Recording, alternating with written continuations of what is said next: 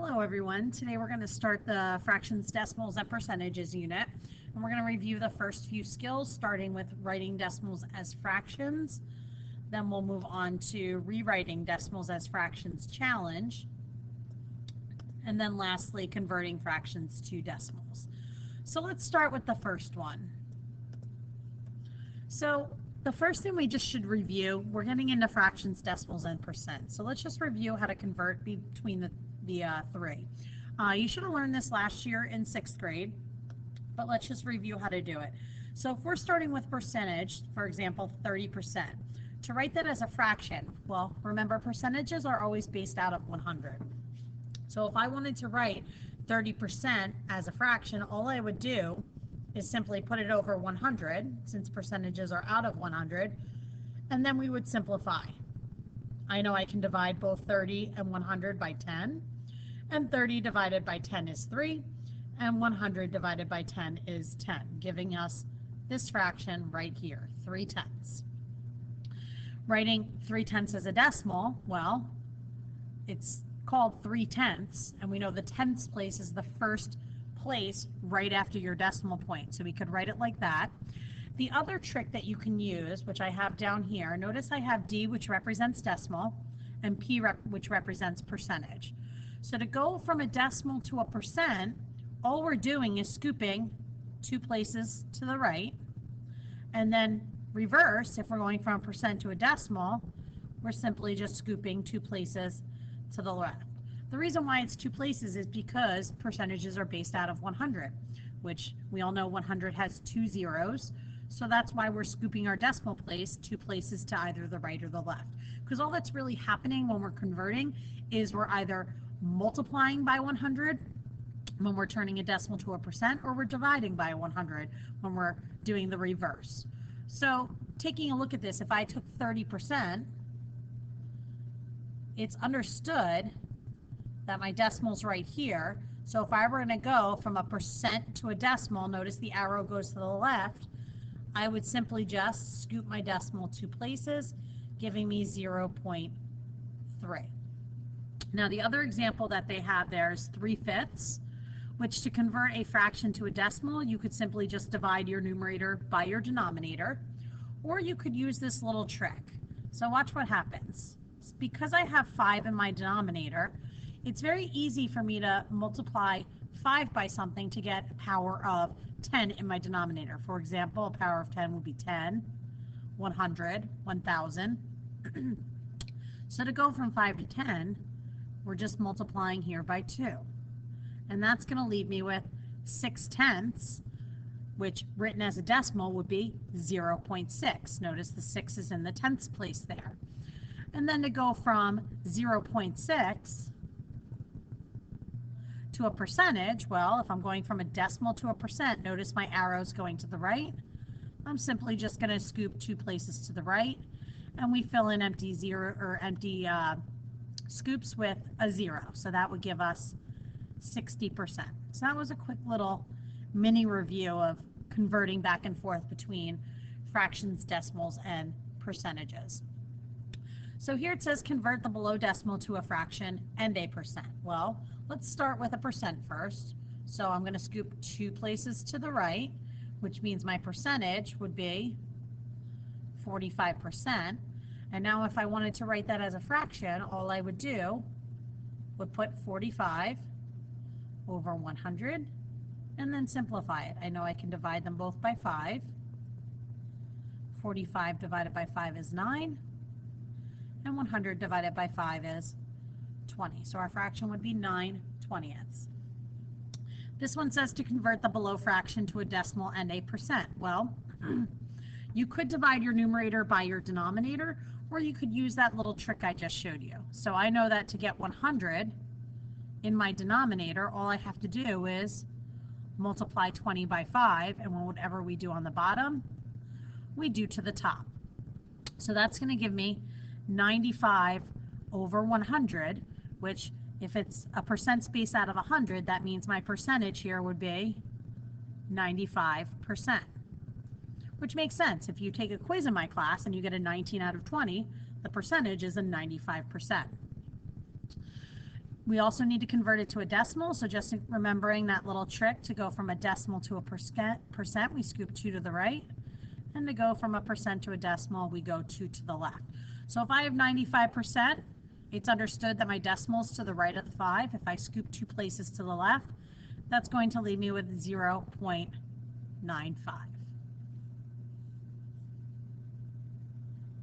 Okay, so let's do a few of them from Khan Academy. It says express 0.78 as a fraction. Well, remember that's your hundredths place, so I'm just going to put 78 over 100, but don't forget we need to simplify. I'm going to start with 2 because I know that they're both even numbers. 78 divided by 2 is 39. And 100 divided by 2 is 50. I cannot simplify 39 any further, so our final answer here would just be 39 over 50. Here, express 0.46 as a fraction. Again, the 6 is in my hundredths place, so we're just going to put it over 100, and I can divide both again by 2. 46 divided by 2 is 23. And 100 divided by 2 is 50.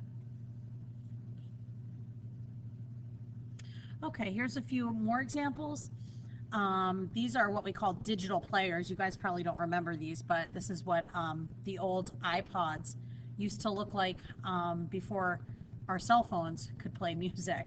So it says, what fraction of the digital players are yellow? Well, first we have to see how many total digital players there are. So let's take a look. We've got 2, 4, 6, 8, 10, 12, 14, 16, 18, 20 total digital players. So that's your denominator. And it's saying how many are yellow. Well, we got 1, 2, 3, 4, 5, 6, 7 out of 20. So our fraction would be 7/20ths. It says to write this as a percentage. So in order to do that, first we need to convert it to a decimal and do the scoops, or we can use that little trick I showed you. I've got 20 in my denominator, which means if I multiply both by 5, that will give me 35 over 100. And because percents are based out of 100, that means if it's 35 over 100, that would be 35%. Okay, 2/5 of the digital player. Oh, did I skip one on this page? Nope, that was all of them. Okay. So here's some more examples using the digital players. It says 2/5 of the digital players are blue, and they want us to write that as a percentage and as a decimal. So I've got 5 in the denominator, so I'm just going to use that little trick again. But instead of multiplying by 5, that wouldn't give me a power of 10, I'm going to multiply by 2. And that's going to give me 4/10, which we should know 4/10 is written as 0.4. My 4 is in my tenths place. And then to convert that to a percentage, we're just going to scoop our decimal 2 places to the right, which gives us 40%. Okay, the next one says 3/4 of the digital players are green. And again, we're converting to a percent and a decimal. So we should know that 3/4 is 0.75. That's a benchmark fraction. But if you don't know that, you can do that little trick. I'm going to multiply them both by 25. Because 4 times 25 gives me that denominator of 100. And 3 times 25 is 75. So 75 over 100 would be 75%. Yeah, your benchmark fractions you guys should know. That would be 1/2, 1/4, 3/4 or 3/4. Even sometimes 2/5, 3/5, those fall into your benchmark fractions. Oops. Let's take a look at this last one. 1% of the digital players are black. Looks like we've got 100 total digital players. I've got a row of 2, 4, 5. And then we've got 2, 4, 6, 8, 10, 12, 14, 16, 18, 20. So there's 100 in total, and 1% of the digital players are black. So if I were to write that as a fraction, that would be 1 out of 100. And as a decimal, that would be, well, if I wrote it as a percentage, that would be 1%. And then to convert it 2 places to the left, we have 1%. It's understood that our decimal's here. I would scoop 2 places to the left and fill in my empty scoop, giving us a decimal of 0.01 or 0.01.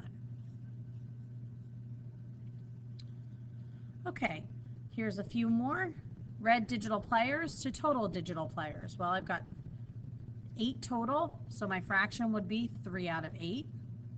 I can't do the little trick here because I can't multiply 8 by anything to get me a power of 10. So we're just going to have to do the division. So we're going to drop the numerator inside and divide. 8 goes in, can't go into 3, so we'll put a 0 there. 8 goes into 30 3 times. I get a remainder of 6. Bring a 0 down. 8 goes into 67 times. That gives us 56 with a remainder of 4.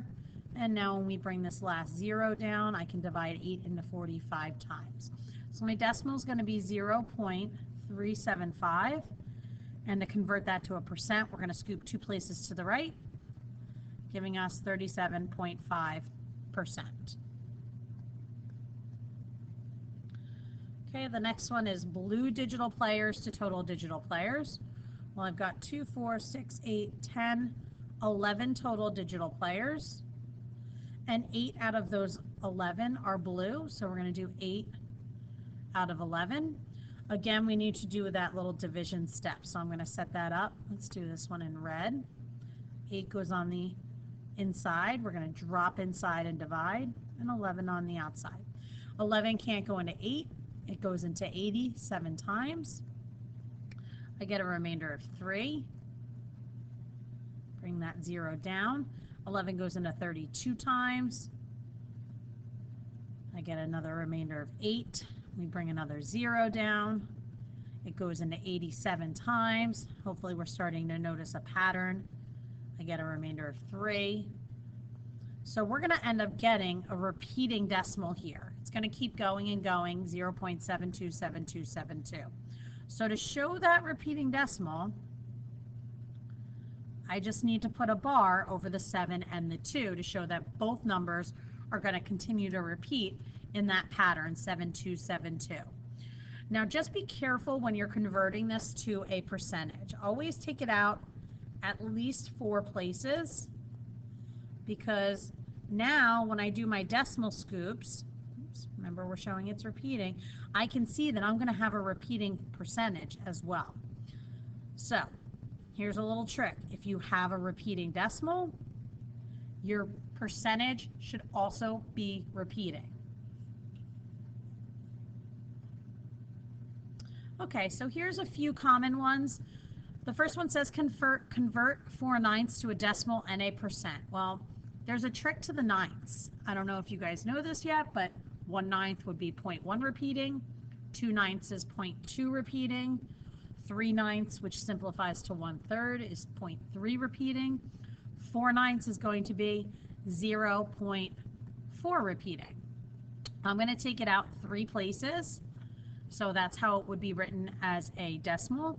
And now if I'm going to convert it to a percent, I'm going to scoop 2 places to the right, which means my percentage should be 44.4 repeating percent. Okay, let's try the next one. Convert 1/6 to a decimal. We've already done a few long division steps, so I'm not going to do that again, just to save a little time here. So if I were to divide 1 by 6, I would get 0.16 repeating. I'm going to take it out 3 places, and the bar only goes over the 6 because that's the only number that repeats. Converting it to a percentage, I would just simply scoop 2 places to the right, and that would give me 16.6 repeating percent. This last one, again, we'll skip the long division step.